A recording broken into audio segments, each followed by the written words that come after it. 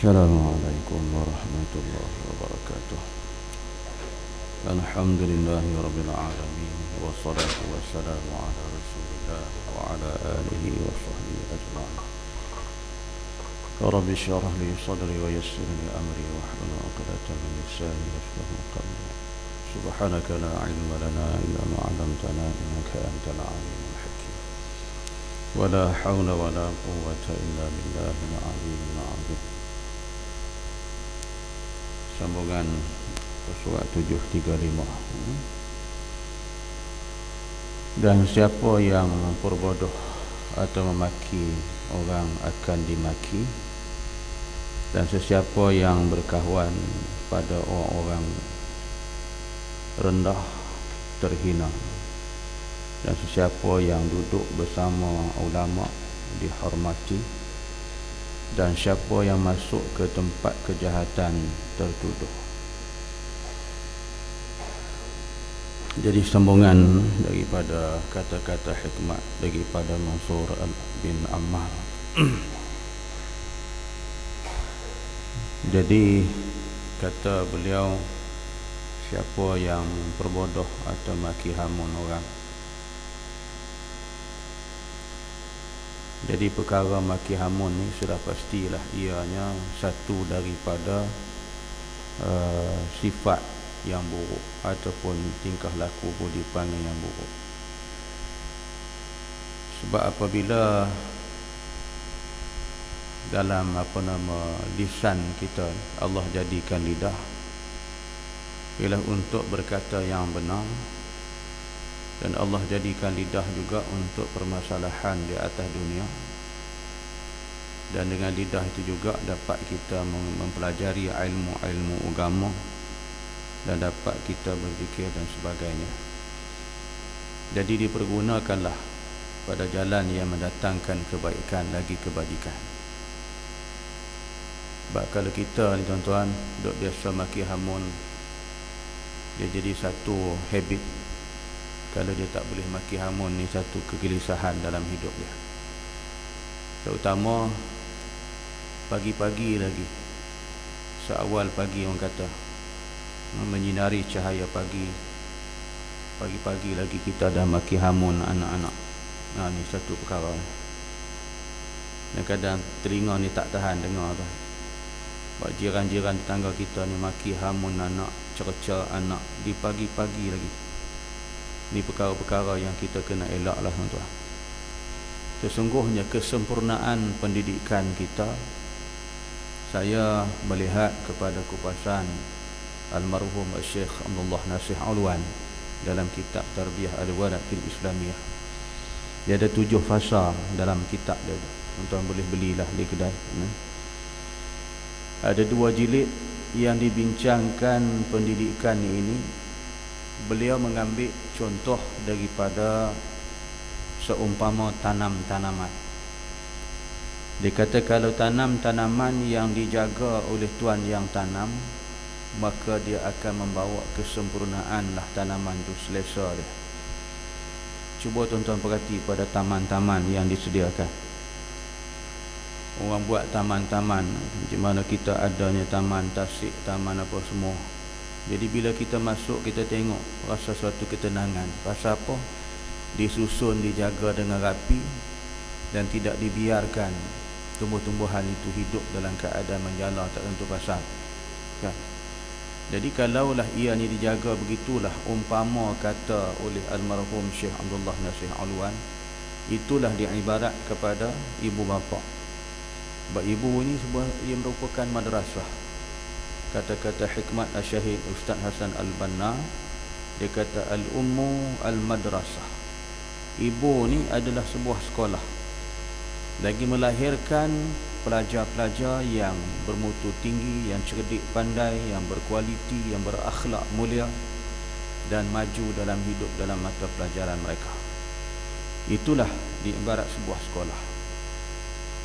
Sebab itu diungkapkan oleh ulama juga, tangan yang menggoncangkan buai itu bakal melahirkan anak yang menggegarkan dunia.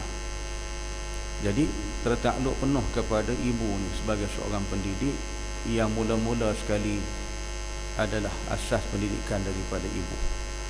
Jadi jika ibu bapa hari-hari saban hari dengan maki hamun, anak-anak besok dah lali dengan maki hamun, dia juga akan sampai ke peringkat dewasa dan mereka juga akan berumah tangga. Kita dapat cucu. Bila dapat cucu, anak ni terbiasa dengan maki hamun, dia pun maki hamun juga. Jadi kemudian berkait pula dengan cucu kita. Cucu pun besar besok, dia pun menikah, berkahwin, beranak pinak, dia pun maki hamun juga. Jadi benda ni tuan-tuan, dia berlarutan 7 keturunan. Jadi sebab tu kita elak daripada mencerca, maki hamun dan sebagainya. Sebab tu pernah diriwayatkan dalam satu kisah, seorang ibu memanggil anak dia balik. Dia kata, wahai anak, balik ni, anak nak bagi hadiah, nak bagi buah kurma. Jadi dalam riwayat ni menceritakan Rasulullah bertanya, apakah benar yang kamu nak bagi sungguh buah tu kepada anak? Dia kata betul. Nabi kata tak apa. Kalau dalam perkara ni Nabi peringatkan supaya jangan tipu. Jangan panggil anak nak bagi satu benda, tapi bila anak sampai mana dia, tak ada apa saja nak panggil, kau tak buat macam tu, kau tak balik kan. Ini Nabi tak bagi. Itu ni dalam riwayat tu disebut di dalam syarah dalam kitab ni Tarbiyah Al-Walad fil Islamiyah ni. Nabi tanya, apakah benar kamu nak berikan benda tu? Dia kata betul. Nabi kata betul, tak apa, jangan tipu. Jadi itu kita nak tengok pembentukan. Jadi apatah lagi dengan kita maki hamun, cerca, ini adalah perkara yang dilarang. Begitu juga pada orang lain, pada masyarakat, pada individu-individu yang lain. Dengan kita maki hamun orang, kita pula akan dimaki nanti. Jadi gitu. Peliharalah. Dan siapa yang berkawan pada orang-orang yang rendah, orang-orang yang rendah dimaksudkan orang-orang yang tiada ada akhlak, yang tak ada agama, yang tak ada budi pekerti, yang tak ada apa semua ni, di kalangan orang yang jahat. Jadi bila berkawan dengan orang jahat ni, Nabi umpamakan seperti mana kita berkawan dengan tukang besi kan? Dalam satu disebut perumpamaan kita berkawan dengan tukang besi. Kita ni bukan tukang besi, tetapi bau busuk basin besi itu akan kena pada kita. Maknanya lambat laun kita juga akan jadi orang yang jahat, orang yang terhina. Jadi konsep pergaulan ini juga satu daripada pendidikan. Sebab tu dalam kitab Tarbiyah Al-Walad fil Islamiyah, kata ulama ini, almarhum Syekh Abdullah Nasir Alwan, pastikan ibu bapa anak-anak tu dengan siapa dia berkawan. Dan kita kena kenal pasti kawan rakan yang dia berkawan. Jangan kita lepas gitu saja. Jadi dia kata dengan itu mudah-mudahan anak kita tadi ni tidak terikut-ikut dengan keadaan semasa ataupun kawan rakan yang tidak baik. Jadi itu kita nak jaga dalam soal kawan ni. Satu faktor yang membawa kepada baik dan buruknya ada dalam tu. Jadi kalau kita berkawan dengan orang yang baik-baik, orang yang elok di segi tingkah laku, budi perangai, orang yang kuat agama, orang yang ada pendirian dalam agama, kita juga akan jadi orang yang kuat dalam agama. Dengan orang terhina, dengan rendah, kita jadi hina juga. Dan siapa yang duduk bersama ulama dihormati. Inilah dia. Kita duduk dalam majlis para alim ulama, satu keberkatan. Dan kita mendapat kerahmatan Allah. Mudah-mudahan kita juga orang kata mendapat cebisan rahmat daripada kewujudan ulama itu. Itu kita kena duduk dalam majlis-majlis para alim ulama, di mana sahaja adanya kita nak ambil barakah Allah Ta'ala turun dengan adanya para alim ulama. Sebab tu kita di Malaysia ni pun kita ada buat perhimpunan, adanya ulama-ulama berhimpun ya. Jadi tuan-tuan, inilah peluang kalau kita dapat duduk dalam majlis mereka, Allah merahmati dan kita mendapat kebaikan insya-Allah. Tu Tuan Guru saya pesan sangat, kalau duduk dengan alim ulama, kalau dia minum tak habis, dia kata ambil minuman tu, minum, keberkatan daripada ulama tadi. Kadang-kadang dia minum tak habis, kadang-kadang dia makan tak habis. Jadi perkara tu dia kata satu kesempatan dan keberkatan yang perlu kita ambil. Itu tuan-tuan ni, kerahmatan duduk dengan majlis para alim ulama. Dan siapa yang masuk ke tempat kejahatan, dia kata tertuduh. Ini perkara-perkara ni kita kena jaga. Kaki yang Allah Ta'ala bagi kepada kita tu dipelihara, jangan berjalan tempat-tempat yang tak elok. Duk tahu dah tempat tu tempat tak elok, lorong tu lorong yang tak elok, jalan yang tak baik. Sampai kita ni ada nama lorong Haji Taib, rosak nama orang tua tu tu. Almarhum tu orang yang baik, orang yang beriman, mungkin jadi bubuh nama lorong Haji Taib.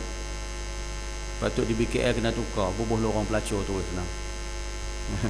Bubuh nama lorong Haji Taib. Jadi orang terkenal, disebut lorong Haji Taib, orang tahu tempat maksiat.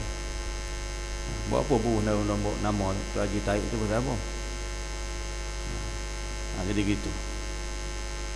Jadi walaupun kita tidak berlaku, walaupun kita tak buat, tapi bila berlaku isu-isu atau berlaku perkara-perkara yang membabitkan berkenaan kes-kes yang jahat, kita akan tertuduh. Gitu juga tempat-tempat judi, tempat-tempat judi, tempat orang minum arak. Jadi kita jangan duk pergi tempat-tempat macam tu. Dan gitu juga tempat-tempat yang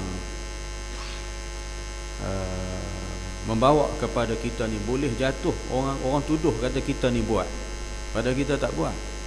Dipelihara kaki, jangan pergi tempat-tempat macam tu. Dan siapa yang meremehkan agama, ni terpesong. Jadi perkara agama ni kita sedia maklum, bukan perkara yang boleh jadikan bahan senda gurau. Bukan agama tempat kita nak berseronok suka tak, tetapi agama ni dia ada kedudukan yang Allah Subhanahu wa taala telah mendatangkan ia sebagai pegangan hidup bagi manusia. Itu disyarah oleh Tuan Guru kita almarhum Tuan Guru Haji Said, bekas Mufti Sabah. Kita tengok dalam kitab dia Aqidah Ahlussunnah wal Jamaah. Jadi dia kata disyarah dalam permulaan kitab ni, dia kata Islam ni satu agama yang Allah cipta, Allah jadikan untuk manusia sejagat. Jadi agama yang Allah lahirkan di atas muka bumi bagi manusia agar mereka berada di atas jalan yang benar, jalan yang betul. Jadi barang siapa yang berpegang teguh dengan agama, mereka itu akan berada pada jalan yang benar dan betul. Sila rujuk tu dalam kitab Aqidah Ahlussunnah wal Jamaah. Jadi selepas dia menulis atau mengarang buku ni, tak lama kemudian dia kembali ke rahmatullah, kan? Saya sempat berjumpa dengan dia, pergi bersembang di rumah dia, duduk depan dia dengan Tuan Guru Haji Said. Jadi dalam buku tu mengulas dia tentang Islam adalah satu agama yang Allah jadikan kepada kita semua. Jadi sebab tu kita tak boleh main-main dalam soal agama. Jadi gitu. Itu yang bulan puasa baru ni dia orang panggil saya ceramah. Nak ceramah apa? Masa pendek. Dia kata tolong buat ceramah. Kalau nak ceramah ni kena bagi masa 1 jam ataupun 2 jam, boleh kita ceramah. Ini suruh ceramah pukul 7 sampai pukul 7.25, 7.29 nak buka puasa. Ceramah apa? Jadi saya kata tak ada ceramah-ceramah lah, saya nak peringat je. Peringat dalam masa yang pendek. Terus saya sebut direct lah. Bukan sebut apa, sebut ajak dia orang pakat mari mengaji, pakat mari semayang di surau. Itu je. Jadi sehari sebelum nak buat ceramah tu, dia kata lepas buka puasa kita semayang dekat Dewan Kemas. Itu yang saya naik angin tu, kan? Yang jadi kita naik angin tu lah. So semayang kat Dewan Kemas. Apa faedah Dewan Kemas tu? Sebelah tu surau. Dia mulia Dewan Kemas dia daripada surau. Saya ya lah, ya tak ada titik. Boleh mikrofon kat aku mampu. Sapu cukup-cukup lah. Dia nak marah-marah pi, tak panggil sudah. Sekali tu je. Kan? Dia geram sungguh. Dia surau tepi tu nak boleh ajak sembahyang kat Dewan Kemas. Dia kata ustaz, dia kata boleh sembahyang. Ustaz tu pun bodoh lah. Sembahyanglah kat surau. Dewan Kemas tu nak buat apa? Biar dia kemas seorang-seorang dia. Kan? Dia bubuh habis petang tu tuan. Geram sangat. Kan? Tapi senyap sunyi dia orang tak bunyi apa-apa. Duk tunggu juga aku dia kata apa.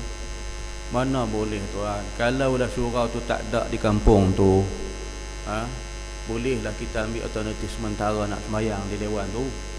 Ni sebelah tu ya Allah, berjalan berapa langkah je masuk ke surau nak semayang kat Dewan Kemas tu. Tak angin kita.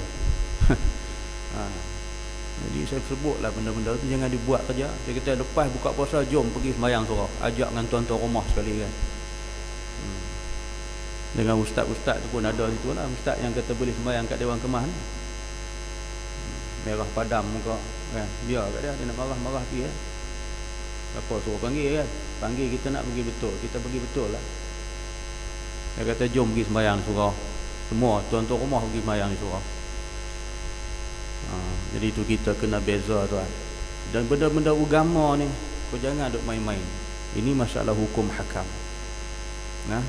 Jadi sebab tu bila kita kata Mansur bin Ammar, bila kita main-main dengan urusan agama ni, kita boleh jadi terpesong daripada ajaran Allah. Wala ayazubillah.